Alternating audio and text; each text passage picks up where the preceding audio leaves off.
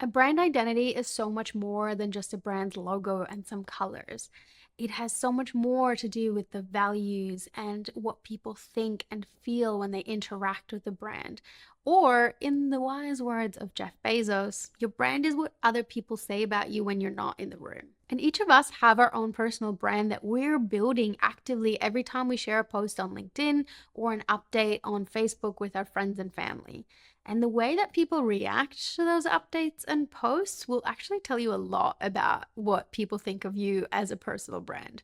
For example, when my friends and family found out that my partner Nick and I got married by ourselves in a forest on a random Thursday afternoon, no one was really surprised. Because I'm someone who's lived out of a backpack most of their adult life and I have no attachment to material things, so this was very much an on brand move for me. And these are the same types of connections we have with businesses who have a strong brand identity, which is really the key to getting your audience to not just buy what you do, but how you do it and why. So to me, a powerful brand is one that makes me want to really engage with a piece of content or buy a new product, not because of the content or the product itself, but because of who created it. Like how die-hard Apple fans will say, I've had this phone for almost 2 years, so I'm waiting for the new one to come out so I can upgrade.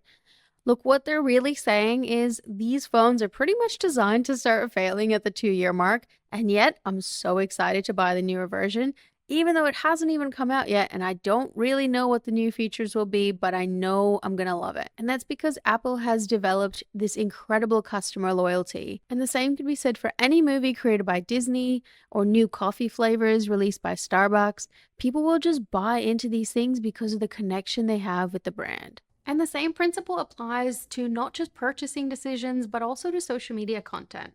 I know I'm not alone when I say that there are some accounts, especially on platforms like Instagram, where if I see a particular post or reel from a particular brand, I know I'm already going to engage with that piece of content.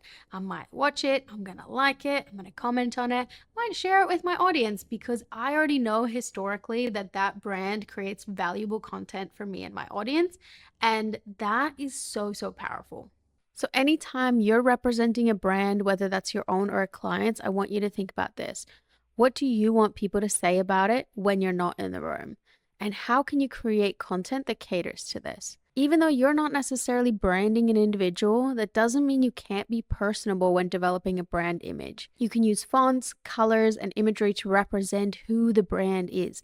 Take Fanta, for example. Their personality on social media is so fun and so colorful, and you know exactly what you're going to get by following them online. Whereas if you look at a brand like Apple, their personality both online and offline is super modern, minimalistic, and trendy. So the key to remember is that people will buy from you and want to work with you because of who you are and what you stand for, not just what you can do for them. Because, all right, let's just say I want to buy a handbag. If the problem that I'm facing in this situation is that I don't have anywhere to store my stuff while I'm out of the house, then all I should actually care about is that I get a sturdy handbag.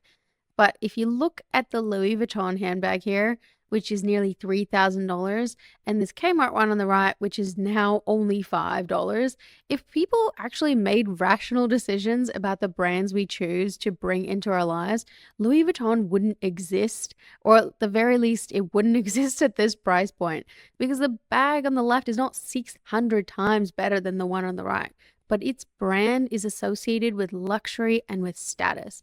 And we know what people will say about us when we're not in the room if we buy this bag, because our own personal brand will be elevated as a result of this purchase. So if you can make people connect on an emotional level and connect their personal brand with your professional or business brand, that is such a powerful thing. And I know we talked about the fact that a brand is so much more than just its logo and colors and all these kind of superficial things. Those things are also still very important because they create this kind of visual identity for a business. So we want to make sure that those things are still in place. So that's exactly what we're going to look at next.